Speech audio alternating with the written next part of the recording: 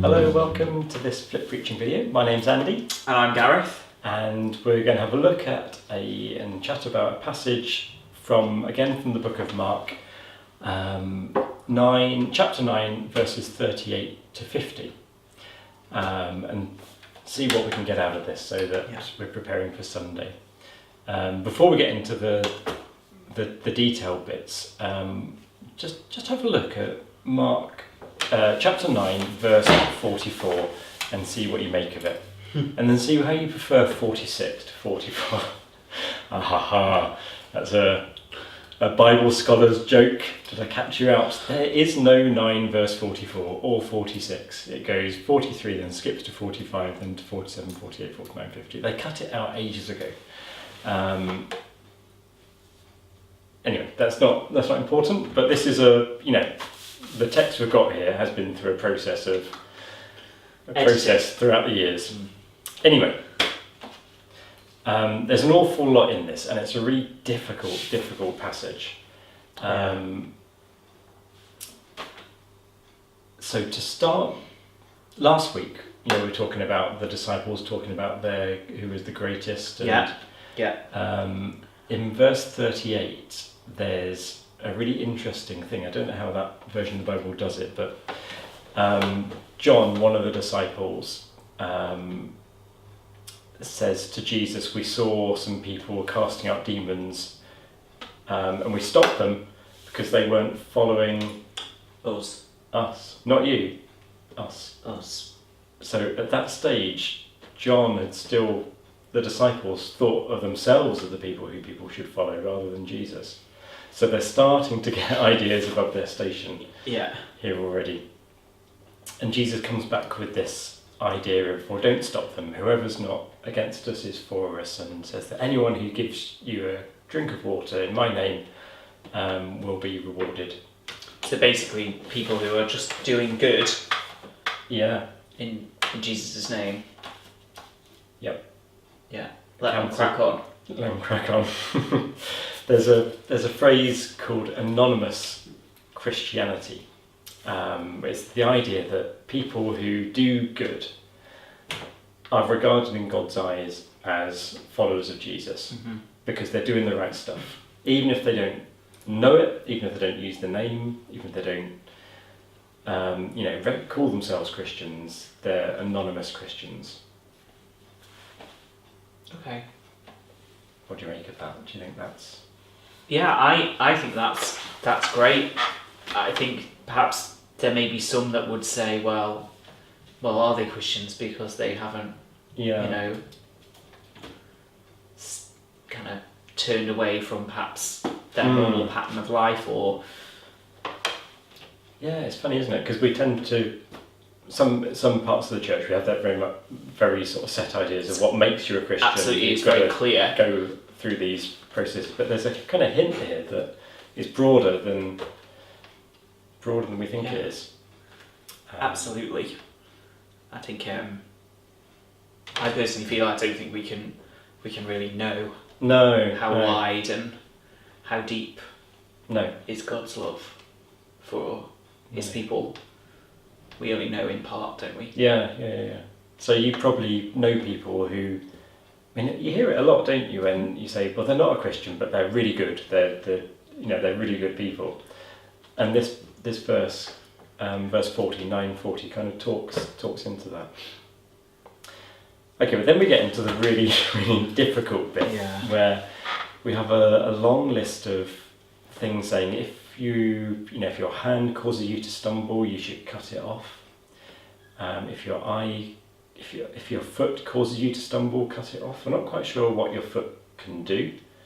Could lead you into, walk you into maybe. Bad situations, perhaps. Yeah, and then your eye is the last one. Yeah, some people do think that maybe the hand symbolises actually doing something bad, like stealing something. Yeah. For instance.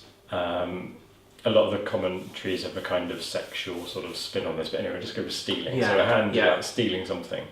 your foot takes you to the place where you could steal something. So it's a step back. It's like preparing to do this wrong. Mm-hmm. And your eye kind of symbolises scoping it out, thinking about it.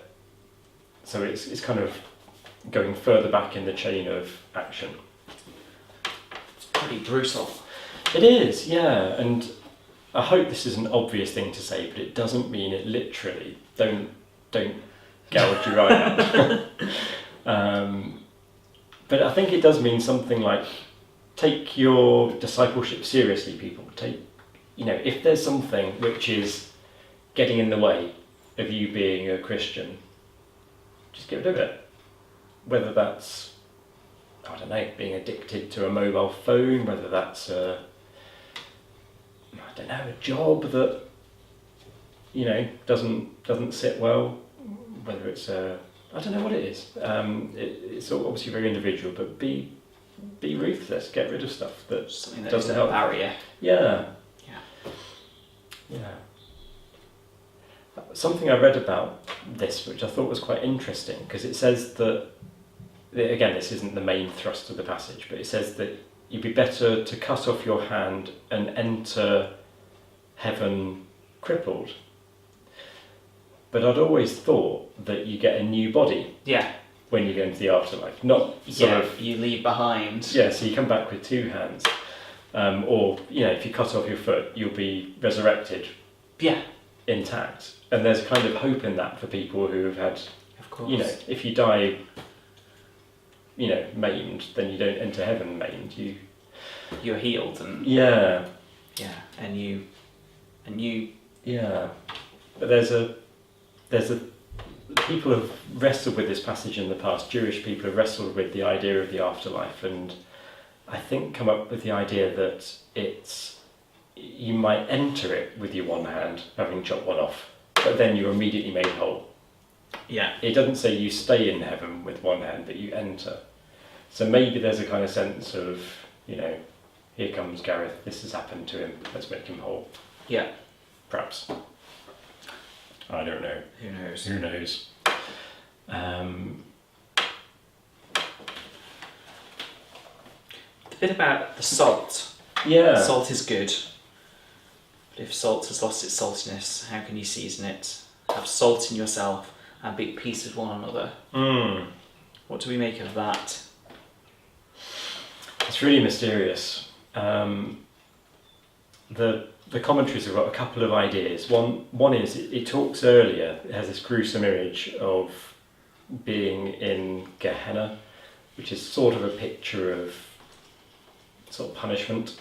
Gehenna was a rubbish dump outside of Jerusalem where people used to dump all their trash, and it burned continually because there were oil and stuff there. So it was this burning, sort of smouldering dump outside of Jerusalem. And people way back used to offer sort of child sacrifices in Gehenna. So it had this kind of horrible sense. And it talks about this worm that doesn't die, but salt kills worms. So there's possibly an idea of Gehenna isn't the end of the story. There is a way. There's a way. Yeah. There's a way. Way through. Also, salt is a symbol of covenant. In Leviticus and Numbers, it talks about people exchanging salt as a kind of covenant of trust. Right. And in Acts 1, Jesus shared a meal after his resurrection, and the literal word says they took salt together. Okay. So there's a kind of sense of companionship and covenant and love symbolises by salt. So it says, having yourself salt and be at peace with one another. Yeah. Which is kind of like love each other, eat with each other, always try and bring people back to the fold. Yeah. No matter what they've done, it's drawing. Yeah. Coming home. Clean Coming slate. home. Yeah. Yeah. Yeah, so it's a really, really difficult passage, but I don't think it's as bad news as the first it read. Sounds. No. But it is saying, take it seriously, do it well. Yeah. Be thorough. Don't just have a kind of bolt on Christianity, take it really seriously. Yeah. Okay, wonderful. We'll leave it there. There's, you could go for hours about this. Yeah. So have a look through, see what you think. Comment below. Don't cut off any hands or gouge out any eyes. You have it from me, or your feet, or anything. It's symbolic. Don't take it literally. But be at peace with one another. All right. Cheerio. Bye bye. Bye.